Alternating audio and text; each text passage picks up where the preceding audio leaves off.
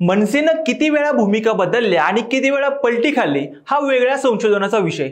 पण लोकसभेला नरेंद्र मोदींच्या नेतृत्वाकडे बघत महायुतीला बिनशर्त पाठिंबा देणाऱ्या राज ठाकरेंनी विधानसभेला मात्र नाद पुरा करायचाच असा जणू निर्धार केलाय। मनसे येणाऱ्या विधानसभेला 200 ते 250 जागा स्वबळावर लढवेल असं जाहीर करून पक्षानं महायुती आणि महाविकास आघाडीची धाकधूक वाढवली। 2006 साली पक्ष स्थापन झाल्यापासून 2009 ची एक इलेक्शन वगळता मनसेचं इंजिन गारच राहिलं। सततच्या बदलत जाणाऱ्या भूमिका यामुळे पक्षाला मोठा फटका बसला आणि याचाच परिणाम म्हणून की काय 2019 च्या विधानसभेला मनसेचा अवघा एकच आमदार निवडून आला। मराठी अस्मिता, टोल नाका, भोंगा ते बिनशर्त पाठिंबा हा सततच्या भूमिका बदलण्याचा काळ मागे पडल्यानंतर राज ठाकरेंना आता राजकारण कळू लागले हे कन्फर्मपणे सांगता येऊ शकतं। याचं कारण म्हणजे मनसेनं घेतलेला एक महत्त्वाचा निर्णय। राज ठाकरेंचा हा निर्णय महाराष्ट्राच्या राजकारणात मोठी उलथापालथ घालू शकतो। राजसाहेबांना मुख्यमंत्री पदाच्या खुर्चीवर बसवण्याचं जे मनसैनिकांचं कित्येक वर्षाचं स्वप्न आहे ते या एका निर्णयामुळे पूर्ण होऊ शकतं। राज ठाकरे यांना यंदाच्या विधानसभेला महाराष्ट्राचे मुख्यमंत्री होण्याचे कसे फुल चान्सेस आहेत?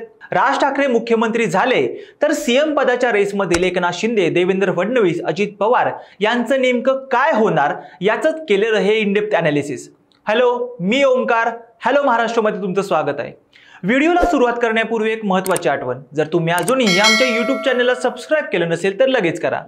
राज ठाकरे मुख्यमंत्री पदावर बसण्याचे चान्सेस वाढलेत असं मी म्हणण्याचं पहिलं कारण सांगता येईल ते म्हणजे महायुतीचं गंडलेलं राजकारण। शिवसेना फुटली, शिंदेंनी आमदार खासदार पळून भाजप सोबत सत्ता स्थापन केली।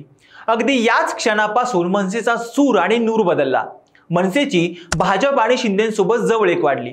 अनेक महत्त्वाच्या मुद्द्यांवर सरकारचं कान उपडण्याचा कार्यक्रम पत्र लिहून राज ठाकरेंनी चालवला। दुसरीकडे शिंदे आणि अजितदादांना सोबत घेतल्यानं फायदा व्हायचं सोडून गणित भाजपवरच उलटलं। शिंदेंनी केलेल्या बंडखोरीचा आणि अजितदादांच्या पक्षचोरीचा प्रकार जनतेला काही पटला नाही, त्यामुळे या दोघांची इमेज जनतेच्या मनातून ढासळली आणि या सगळ्याच करता करविता फडणवीस असल्यानं त्यांच्याबद्दल जनतेच्या मनात बरीच चीड दिसली। या सगळ्याचं प्रतिबिंब लोकसभेच्या निकालात उमटलं आणि महायुतीच्या कुठल्याही पक्षाला खासदारकीचा 2 अंकी आकडा गाठता आला नाही। लोकसभेचा हा गाव ताजा असतानाच आता विधानसभा जड जाणार हे तिन्ही पक्षांना कळून चुकलंय। शिंदेंना पुन्हा मुख्यमंत्री बनवलं तर त्याचा निगेटिव्ह इम्पॅक्ट जाऊन शिवसैनिक नाराज होतील। अजितदादांना मुख्यमंत्री बनवलं तर बारामतीतून पडलेली सीट, तरीही दिलेली राज्यसभा आणि वरून पुन्हा मुख्यमंत्रीपद दिलं तर दादा भाजपला जड जातील। राहिला प्रश्न तो भाजपचा, तर महाराष्ट्रातील बिघडलेलं वातावरण पाहता आणि फडणवीस वगळता दुसरा कुठलाही तोडीस-तोड नेता पक्षाकडे नाहीये।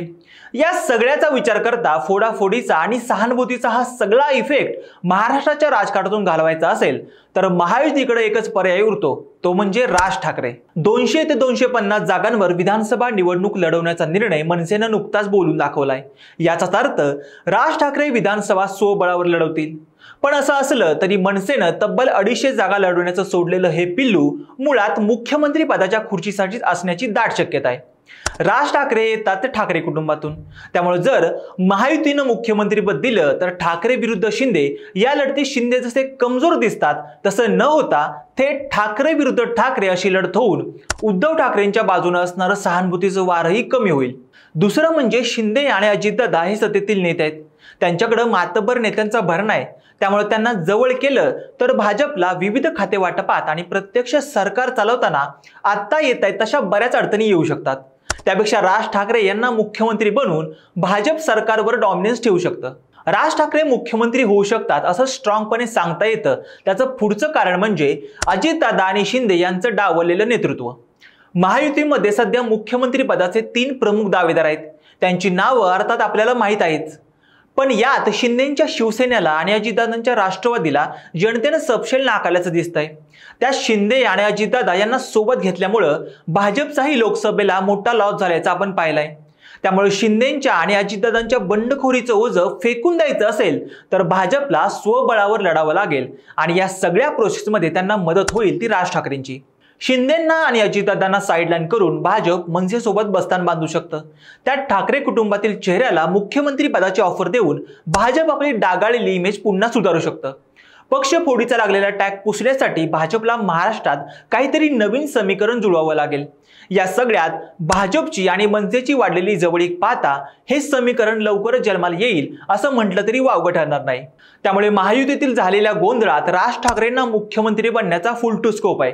पण आता भाजपने हा प्रस्ताव राज ठाकरेंकडे सरकवला तर ते यावर काय स्टँड घेतील यावर पुढची बरीच गणितं अवलंबून असणार आहेत। बाकी तुम्हाला काय वाटतं, येणाऱ्या विधानसभेत राज ठाकरे मुख्यमंत्री पदाच्या खुर्चीवर दिसू शकतील का?